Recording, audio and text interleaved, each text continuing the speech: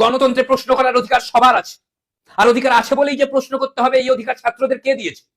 জানতে চায় 1,500-2,000 টাকায় বিক্রি হয়ে যাওয়া মিডিয়া। আর এতদিন প্রশ্ন করতো শিক্ষকরা, উত্তর দিত ছাত্র। হঠাৎ করে ছাত্ররা কেন প্রশ্ন করা শুরু করলো? আর যে বেশি প্রশ্ন করে তাকে দেশদ্রোহী বলা হয়। তাই আমরাও প্রশ্ন করতে পারি না। একবার ভুলে প্রশ্ন করে ফেলেছিলাম, মনে আছে টাকা ফেরত চাইছিল।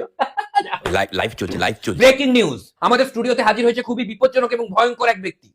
সূত্রের খবর এই ব্যক্তি প্রশ্ন করে। আমি একজন ছাত্র। সেটাই তো ভয়ঙ্কর বিষয়। আমার প্রথম প্রশ্ন, তুমি এত প্রশ্ন করো কেন? না, আমি যেটা বলতে চাই যে প্রশ্নপত্র ফাঁস হওয়াটা একেবারেই কাম্য নয়, আর সরকারকে প্রশ্ন করাই উচিত। আবার প্রশ্ন, প্রশ্নের উত্তরে প্রশ্ন। আমি যদি উত্তরের প্রশ্নের উত্তর করে দিই, প্রশ্নপত্র তো আগেও ফাঁস হয়েছে, এটা প্রথম নয়। হ্যাঁ মানছি আগেও হয়েছে, কিন্তু আগে হয়েছে বলে এখনো একই ভুল হবে আর প্রশ্ন করা যাবে না? আবার প্রশ্নের উত্তরের প্রশ্নের উত্তরের প্রশ্নের উত্তরের প্রশ্ন। আমি যদি উত্তরের প্রশ্নের উত্তরের প্রশ্নের বাড়াবাড়ি হচ্ছে প্রচন্ড। কি হচ্ছে এটা? দেশদ্রোহী ছাত্র কোথাকার, এত প্রশ্ন তো আবার যুক্তিসম্মত। তো কেউ প্রশ্ন করলেই আপনারা দেশদ্রোহী বলে দিচ্ছেন, তোকে উত্তর করলে দেশদ্রোহী বলবো? এটা আবার কি যুক্তি হলো? এই সাহস কি করে হয় একটা বিক্রি হওয়া চ্যানেলের সাংবাদিকের কাছ থেকে যুক্তি আশা করতে? তোমাদের মতো ছাত্রদের জন্য কি আমরা ইচ্ছে মতো একটু অযৌক্তিক কথাও বলতে পারবো না স্টুডিওতে?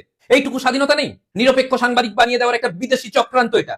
নিরপেক্ষতার একটা সীমা আছে। এগুলো কি ভুলভাল কথা? ও তোমাদের জন্য এখন থেকে তাহলে আমাকে স্টুডিওতে ঠিকঠাক কথা বলতে হবে? দেশদ্রোহী নিট পরীক্ষার্থী কোথাকার। আমাদের একটাই দাবি। কি দাবি?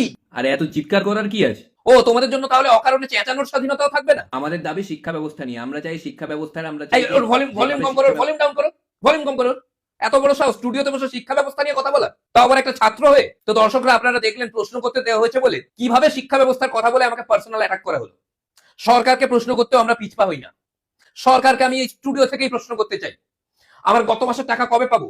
টাকা না দিলে কিন্তু নিরপেক্ষ হয়ে যাবো বলে দিলাম।